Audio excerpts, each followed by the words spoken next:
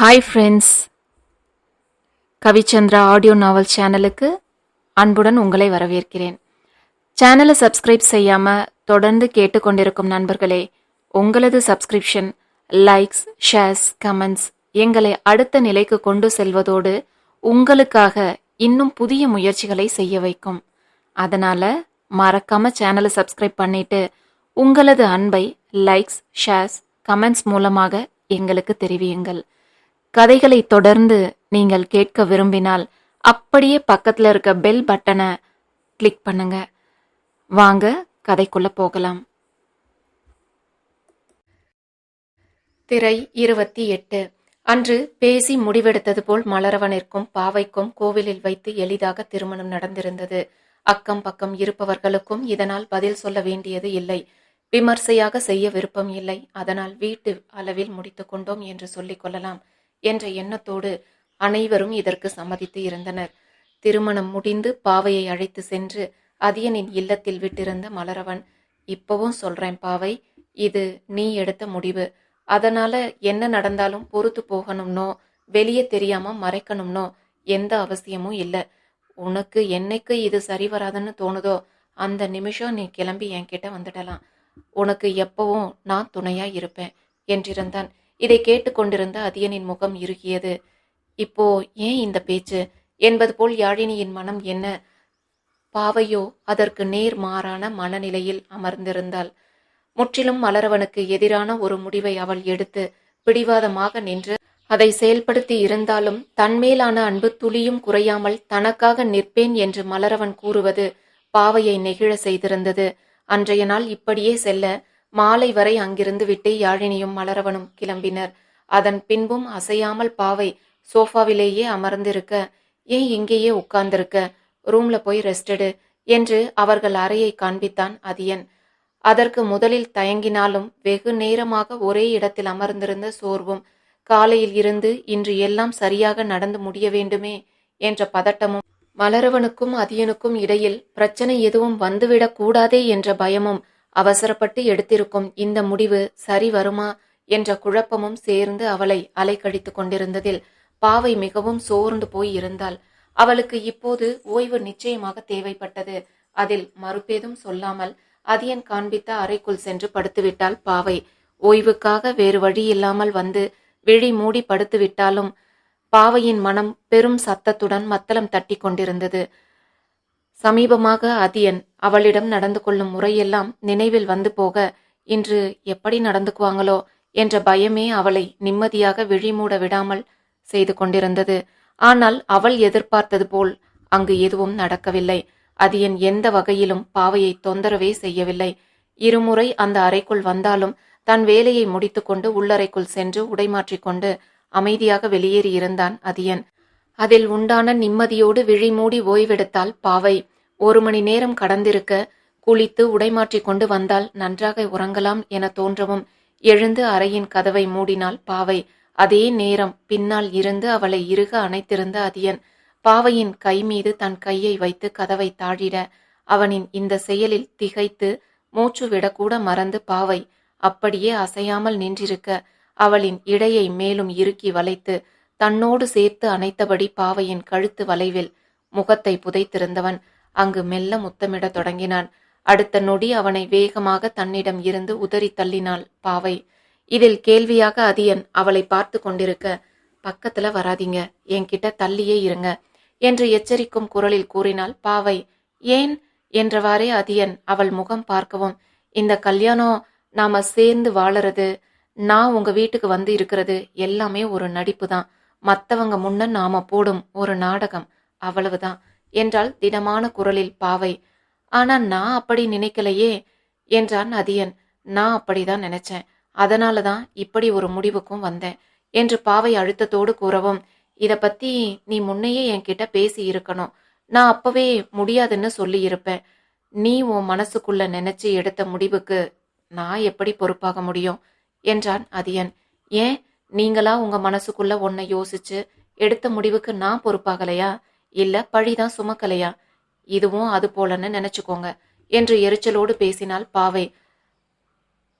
அதில் நிதானமாக அவளை நெருங்கியவன், இங்க பார் சித்து, என்று மெல்ல அவளின் கையை தொடவும் வேகமாக அதை உதறிக்கொண்டு விலகி நின்றாள் பாவை.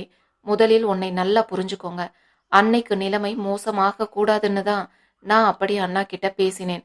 அதுக்கு பிறகு யோசித்து பார்க்கும்போதுதான் அண்ணன் ஊரில் இல்லாத நேரத்தில் இதெல்லாம் நடக்க அண்ணிதான் காரணம்னு அவங்களுக்குள்ள திரும்ப ஏதாவது பிரச்சனையாகிடுமோன்னு பயமா இருந்தது. அதனாலதான் இதை செயல்படுத்தும் முடிவுக்கே வந்தேன் என்றவள் சிறு இடைவெளி விட்டு, எப்படியும் என் வாழ்க்கையில இனி வீணாக எதுவும் இல்ல, அதான் அவங்க வாழ்க்கையாவது காப்பாத்தலாம்னு நான் இப்படி ஒரு முடிவை எடுத்தேன்.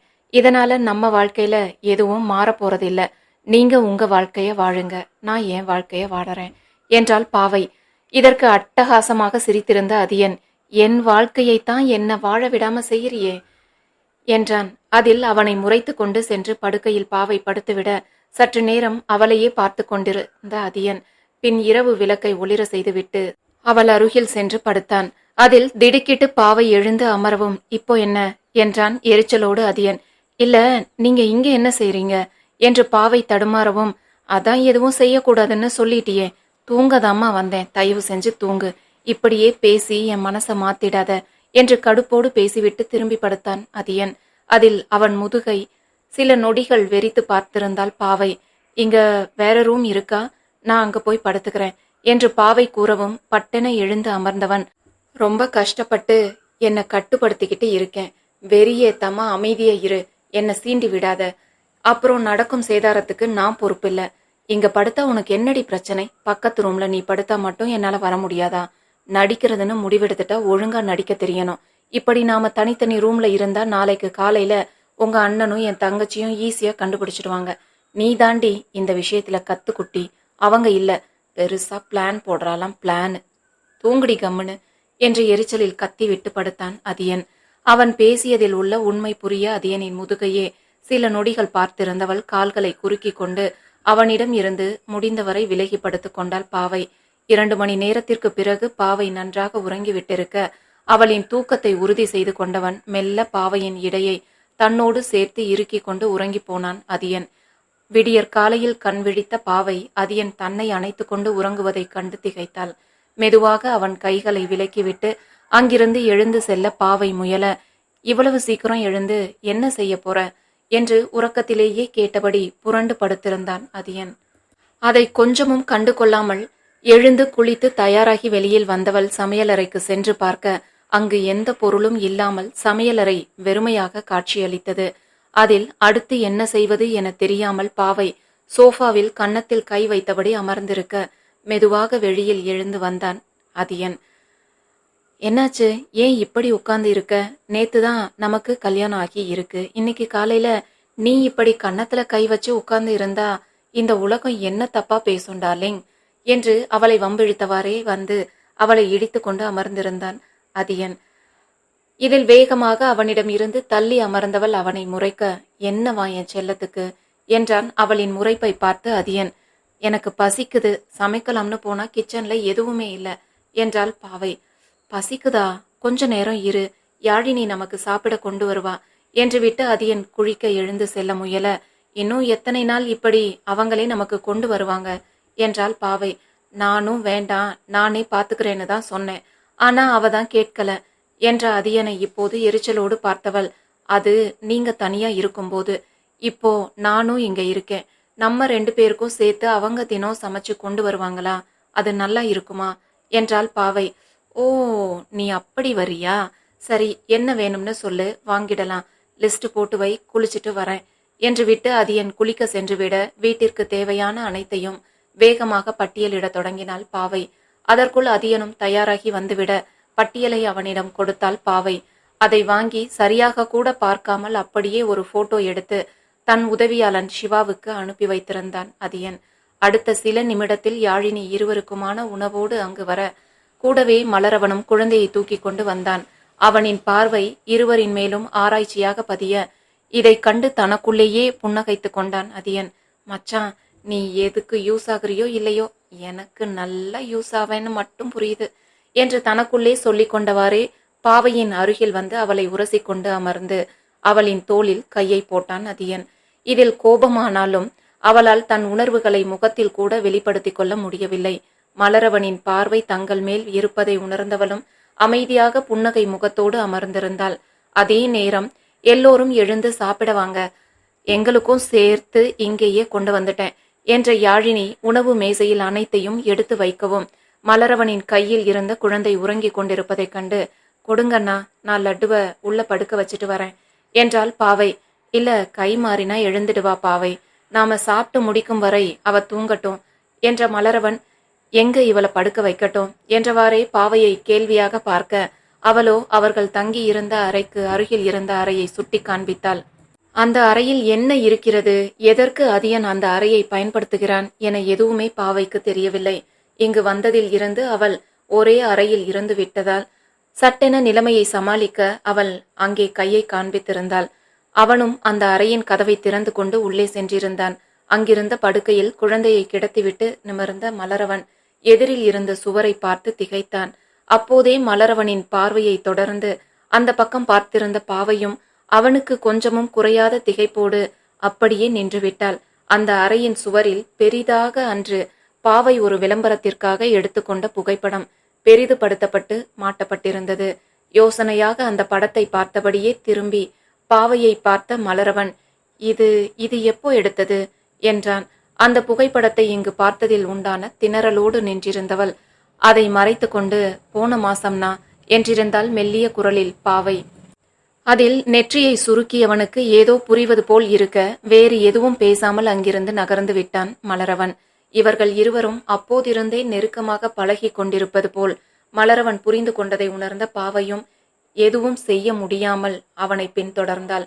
அங்கு அதியன் சாப்பிட அமர்ந்திருக்க அவனுக்கு எதிரில் சென்று அமர்ந்தான் மலரவன். இப்போது வேறு வழியில்லாமல் அதியனுக்கு அருகில் சென்று பாவை அமரவும் மலரவனுக்கு அருகில் அமர்ந்த யாழினி நால்வருக்கும் சேர்த்து பரிமாறினாள். முதலில் ஸ்வீட் தானே சாப்பிடணும் யாழி என்றபடியே அவள் வைத்திருந்த பைனாப்பிள் கேசரியை எடுத்து முதலில் பாவைக்கு ஊட்டினான் அதியன். அதை மறுக்க முடியாமல் பாவை வாங்கி கொள்ள, உனக்கு ஸ்வீட் இவ்வளவு பிடிக்குமா சித்து, இன்னும் கொஞ்சம் சாப்பிட்றியா என்று வேண்டுமென்றே இன்னொரு முறை அவளுக்கு ஊட்டினான் அதியன். இல்ல, வேண்டாம் போதும் என பாவை சமாளிக்க, சரி அப்போ எனக்கு ஊட்டு என்றான் வேண்டுமென்றே அதியன். அதில் அவர்கள் முன் முடியாது என சொல்ல முடியாமல் தவித்தவள் கொஞ்சமாக எடுத்து அவனுக்கு கொடுக்க, செம்ம டேஸ்ட், இன்னும் கொஞ்சம் கொடு என்றான் அதியன். அதான் உன் தட்டுல இருக்குல்ல, நீயே எடுத்து சாப்பிட வேண்டியது தானே என்று மனதிற்குள்ளேயே அவனை திட்டி தீர்த்து கொண்டவள் புன்னகை முகமாக எடுத்து கொடுக்க மீண்டும் அவளிடம் வாயை திறந்தான் அதியன். இவர்களின் இந்த செயலை எல்லாம் யாழினி கண்டும் காணாமல் மெல்லிய புன்னகையோடு தன் தட்டில் மட்டுமே கவனமாக இருக்க, மலரவனோ இருவரையும் யோசனையோடு பார்த்து கொண்டு அமர்ந்திருந்தான்.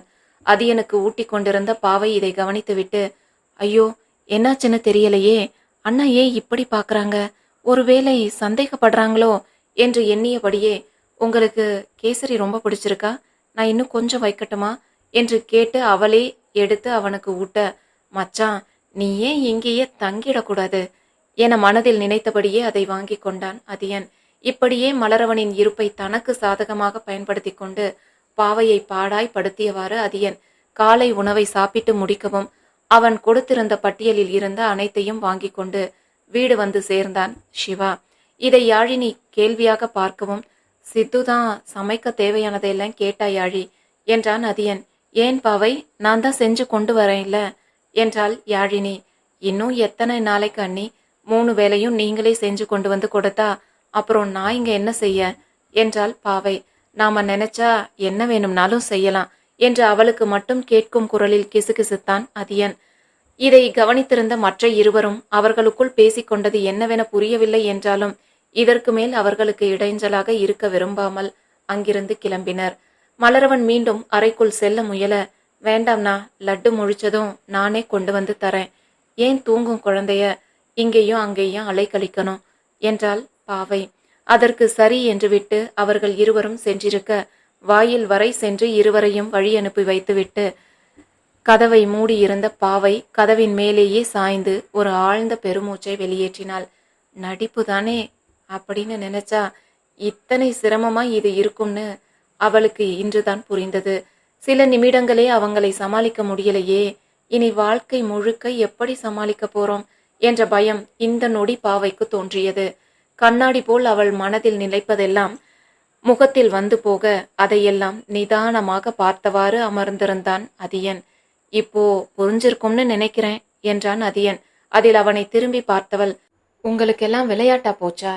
ஏன் அண்ணா முன்னாடி அப்படி நடந்துக்கிறீங்க என்றாள் சிடுசிடுப்பாக பாவை.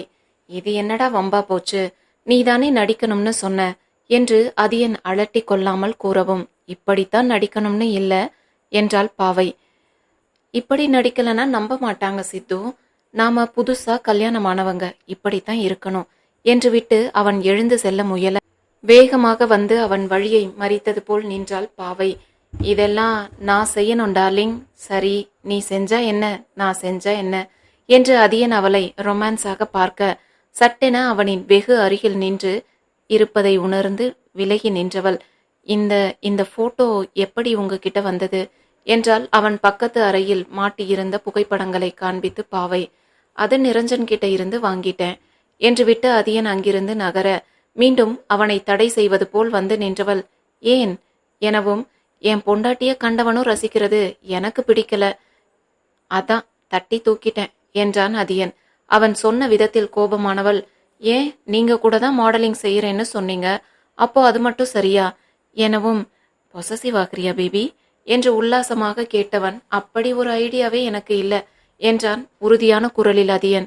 அதை கேட்டு திகைத்தவள், அப்போ அன்னைக்கு என்று பாவை இழுக்கவும், உன் கூட டைம் ஸ்பெண்ட் பண்ண வந்தேன், சும்மா வந்தா நீ விடுவியா, அதான் அப்படி சொன்னேன் என்று கண் சிமிட்டியவாறே கூறிவிட்டு அங்கிருந்து நகர்ந்தான் அதியன். அதில் அவன் சென்ற திசையை முறைத்து கொண்டு நின்றிருந்தவள் பின் சமையல் அறையை ஒழுங்குபடுத்த சென்றாள். அன்று இரவு பாவையே சமைக்க முயல, எனக்கு பீஸ் புலாவ் பொட்டேட்டோ கிரேவி வேணும் சித்து, செஞ்சு தரியா என்றிருந்தான் அதியன். அதில் அவனை கேள்வியாக திரும்பி பார்த்தாலும் மறுபேதும் சொல்லாமல் பாவை சமைக்க தொடங்க, முன்பே யாழினியிடமும் இன்று இரவு அனைவருக்கும் இங்கு சாப்பாடு என்று சொல்லிவிட்டிருந்தாள் பாவை. யாழினியும் சீக்கிரமே வந்து பாவைக்கு உதவ முயல, அவளை தடுத்துவிட்டு அனைத்தையும் தானே செய்தாள் பாவை. அதியன் கேட்டிருந்த பீஸ் புலாவ் மற்றும் பொட்டேட்டோ கிரேவியை செய்திருந்தவள் மலரவனுக்கு பிடித்த மஷ்ரூம் ஃப்ரைட் ரைஸ் மற்றும் பன்னீர் கோப்தாவும் செய்திருந்தாள். முதல் முறையாக இங்கு சமைப்பதால் பாவை கேரட் அல்வாவும் செய்திருக்க, மஷ்ரூம் ஃப்ரைட் ரைஸை கண்டு முகம் மலர்ந்த மலரவன் அதை விரும்பி சாப்பிட்டு கொண்டிருக்க, அதற்கு கொஞ்சமும் குறையாத ஆர்வத்தோடு பீஸ் புலாவை சாப்பிட்டு கொண்டிருந்தான் அதியன். அன்னைக்கு நீங்க நிமிஷத்துல பீஸ் புலாவை காலி செய்யும் போதே நான் நினைச்சேன் என்று யாழினி அவனை வம்புக்கு இழுக்கவும், நினைச்சு என்ன பயன், அவகிட்ட சொல்லி திரும்ப செஞ்சு கொடுக்கணும்னு உனக்கு தோணுச்சா என்றான் அதியன். இது என்னடா வம்பா போச்சு, வேணும்னா நீங்களே கேட்டு வாங்கி சாப்பிடணும், நடுவில் நான் எதுக்கு என்று யாழினி கேலி செய்யவும், அங்கு பேச்சும் சிரிப்புமாக சாப்பிடும் நேரம் கழிந்தது. ஆனால் பாவையின் விழிகள் மட்டும் யோசனையோடு அவ்வப்போது அதியனின் மேல் படிந்து மீண்டு கொண்டிருந்தது.